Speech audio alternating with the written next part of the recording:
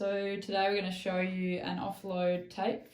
So if you've got tennis elbow, that sort of thing, and don't want to have to use one of the counter force braces, there is a taping technique that we can use. You're going to need one piece of tape that's a bit longer, and I've rounded the edges just so it sticks a bit better, and then a smaller piece as well. So what this is designed to do is just take off some load to the tendons that are a bit angry or inflamed from overuse with the tennis elbow. So we're going to start down on this side, and then you want to just help it around the elbow a little bit and smooth that one down. And it's normal if it bunches up some of the muscle because we pulled it tight for that last section.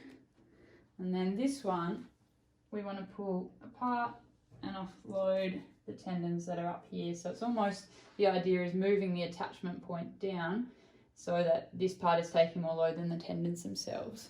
So that's our spiral tape, and it's the same idea as a counter force brace for your tennis and things like that.